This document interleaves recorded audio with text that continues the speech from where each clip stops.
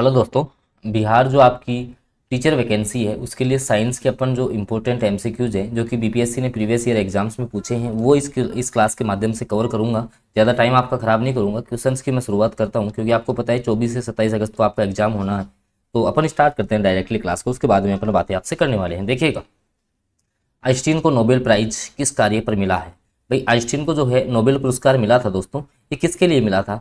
तो प्रकाश विद्युत प्रभाव की व्याख्या करने के लिए जो है दोस्तों आइंस्टीन को नोबेल प्राइज दिया गया था। प्रकाश विद्युत प्रभाव, ऑप्शन डी जो है वो करेक्ट आंसर रहने वाला है। चलते हैं अगले क्वेश्चन पे दोस्तों। 2464 बीपीएससी एग्जाम में क्वेश्चन पूछा गया, सॉरी।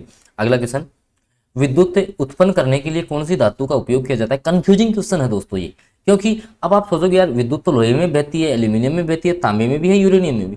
तो क्वेश्चन क्या है? विद्युत उत्पन्न करना है, ठीक है। तो यूरेनियम का नाभिक काम में लिया जाता है, ऑप्शन ए करेक्ट हो जाएगा। ईंधन के रूप में क्या काम आता है दोस्तों? ईंधन के रूप में आपका यूरेनियम काम आता है। और 47वीं बीपीएससी प्री एग्जाम 2005 में क्वेश्चन आपका पूछा गया है। तो ऑप्शन जो ए है वो कहीं ना कहीं सटीक आंसर रहने वाला है इस क्वेश्चन का, क्योंकि ईंधन जो है आपका यूरेनियम काम में लिया जाता है। इसमें जो विद्युत उत्पन्न करने में ईंधन जो है वो आपका यूरेनियम काम में लिया जाएगा। अगला क्वेश्चन दोस्तों, ध्वनि का जो वायु में वेग है वो कितना है? भाई ध्वनि का जो है वायु में आपको वेग बताना है, तो ये आपका होता है 330 मीटर पर सेकंड। 330 मीटर पर सेकंड जो है वो ध्वनि का जो है वायु में वेग होता है, याद रखना। ध्वनि का वेग आपसे पूछा जा सकता है। प्रकाश का वेग तो 3 × 10⁸ मीटर पर सेकंड जो है वो ये आपके लाइट का वेग होता है, वेलोसिटी ऑफ लाइट, प्रकाश का वेग। ये भी पूछता है कई बार। तो ऑप्शन बी जो है वो सटीक आंसर हो जाएगा। अगला क्वेश्चन, वर्षा की बूंद का गोलाकार आकृति का कारण क्या है? भाई वर्षा की बूंद जो है आपकी गोलाकार होती है, उसका कारण क्या है? द्रव का घनत्व, वायुमंडलीय दाब, पृष्ठ तनाव या गुरुत्व? तो दोस्तों इसका रीजन होता है पृष्ठ तनाव। पृष्ठ तनाव के कारण जो है वर्षा की बूंद की जो आकृति है दोस्तों वो आपकी गोलाकार होती है। वर्षा की बूंद की जो आकृति है वो दोस्तों गोलाकार होती है पृष्ठ तनाव के कारण। ऑप्शन बी जो है सटीक आंसर हो जाएगा। फिर दोस्तों डेली बेसिस पे आपको जो है ईवीएस, मैथ्स है, रीजनिंग है, अन्य जो भूगोल है, भारतीय राष्ट्रीय आंदोलन है, सबके पीवाईक्यूज है वो आप देख रहे हैं, ठीक है। क्योंकि सारे जो है मैं छोटी छोटी क्लासेस के माध्यम से आपको देने की कोशिश कर रहा हूँ। हो सकता है कि आपको इससे पहले मैराथन क्लास के माध्यम से सारे में जो है एक क्लास में भी कवर करवा दूंगा। इसके अलावा 6 महीने का जो आपका करंट अफेयर है वो अपन दोस्तों वन लाइनर क्वेश्चंस के माध्यम से कवर करने वाले हैं। बहुत जल्द वो क्लास भी आपको मिलने वाली है और बहुत ही कम समय में जो है आपको मैं कंप्लीट करवा दूंगा। तो आप चैनल पे लगातार बने रहिए। अगला क्वेश्चन देख लीजिएगा, वायु में थोड़ी देर रखने पर कोई धातु है उसके ऊपर हरे रंग की बेसिक कार्बोनेट की परत जमा हो जाती है, तो वह धातु कौन सी है? भाई वायु में थोड़ी देर रखने पर कोई धातु है उसके ऊपर हरे कलर की परत आ जाती है, कार्बोनेट की परत आ जाती है, तो वो धातु कौन सी है दोस्तों? तांबा वो धातु होगी। तो तांबे को जैसे ही आप जो है खुले में रख दोगे तो उस पर जो है कार्बोनेट पे हरे रंग की जो है कार्बोनेट की परत जमा हो जाती है, तो ये तांबा आपका हो जाएगा, ठीक है। जैसे चांदी का काला पड़ना, ठीक है। तो ये आपके संसारित हो जाती है धातु। क्या हो जाती है दोस्तों? संसारित हो जाती है। एक शब्द याद रखना है, संसारित हो जाती है धातुएं।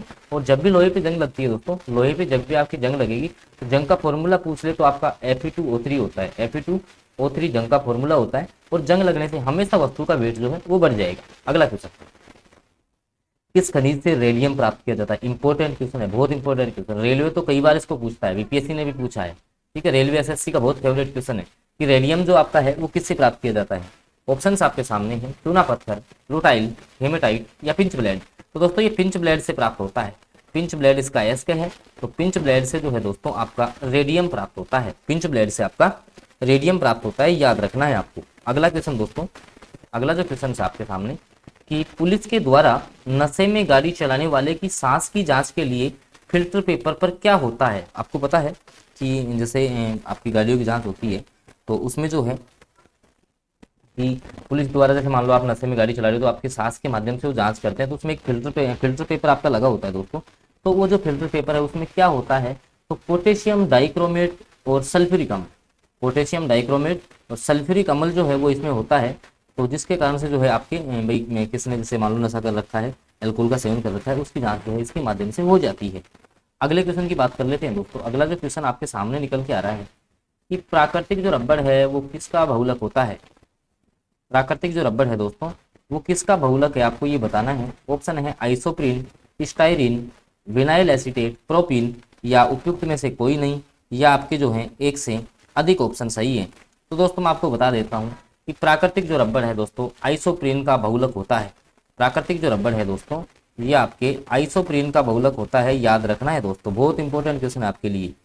चलते हैं अपन अगले क्वेश्चन पे दोस्तों। तो ऑप्शन ए जो है वो सटीक आंसर हो जाएगा इस क्वेश्चन का।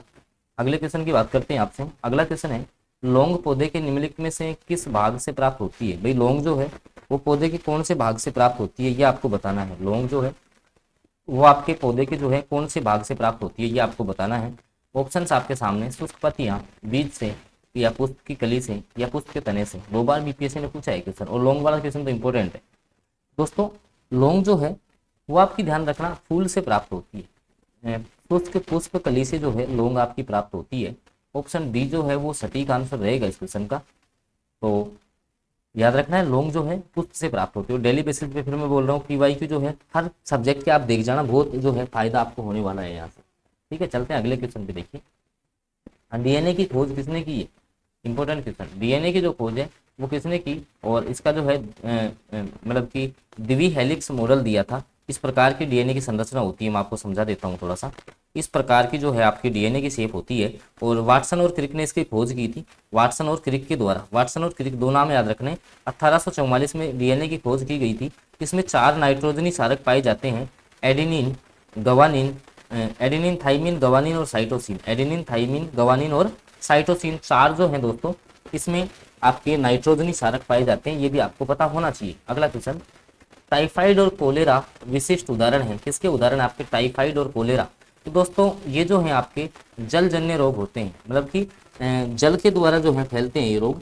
तो जलजन्य रोगों की श्रेणी में आएंगे आपके टाइफाइड और कोलेरा। बीपीएससी ने 2 बार इस क्वेश्चन को पूछा है, बहुत इंपॉर्टेंट क्वेश्चन जो है आपके लिए बन जाता है। ऑप्शन सी जो है वो सटीक आंसर रहेगा इस क्वेश्चन का। अगला क्वेश्चन दोस्तों, शरीर का तापक्रम नियमित होता है। भाई शरीर का तापमान जो है किसके द्वारा नियंत्रित किया जाता है, ये क्वेश्चन आपसे पूछा गया है। और दोस्तों फिर मैं बता रहा हूँ, डेली बेसिस पे ना पीवाईक्यू बार बार चलाता हूँ। और ये देखना इन क्लासों से क्वेश्चन कितने छपते हैं। आप वो पहला पेपर जब लग जाए ना, आपका पहली शिफ्ट का जब पेपर हो जाएगा, फर्स्ट शिफ्ट का, फर्स्ट पाली का पेपर हो जाएगा, उसमें आप चेक करना कितने क्वेश्चन यहाँ से मिल रहे हैं। सेम लिख तो छपेंगे यहाँ से क्वेश्चन। इंपॉर्टेंट क्वेश्चन का जो है, इंपॉर्टेंट क्वेश्चन जो है वही मैं आपके कवर करवा रहा हूँ यहाँ से। तो आप जो है बिल्कुल क्लासेज के माध्यम से बने रहें। और चैनल पे आप नए हैं तो चैनल को जो है सब्सक्राइब कर ले, साथ में बेल नोटिफिकेशन को आप ऑन कर ले, ताकि आगामी जो वीडियोज़ हैं उनकी जानकारी आपको मिलती रहे। सबसे ज़्यादा शांता जो किसमें होती है, शांता का मतलब गाढ़ापन, तो ये शहद की होती है। ऑप्शन डी करेक्ट रहेगा, ये भी बीपीएससी एग्जाम में पूछा है। सूर्य पर ऊर्जा का निर्माण होता है, सूर्य पर जो है ऊर्जा का निर्माण होता है तो नाभिकीय संलयन के द्वारा, नाभिकीय संलयन के द्वारा जो है ऊर्जा का निर्माण होता है, ये भी आपको याद रखना है। ऑप्शन बी जो है वो सटीक आंसर रहेगा। प्रथम भारतीय उपग्रह आर्यभट्ट कब छोड़ा गया था, 19 अप्रैल 1975, बी ऑप्शन करेक्ट हो जाएगा। दोस्तों इसी प्रकार जो है अन्य क्वेश्चंस के अपडेट पाने के लिए आप चैनल को सब्सक्राइब करें, साथ में बेल नोटिफिकेशन को ऑन कर लें, ताकि आगामी जो वीडियोज हैं उनकी नोटिफिकेशन आपको मिलती रहे। धन्यवाद।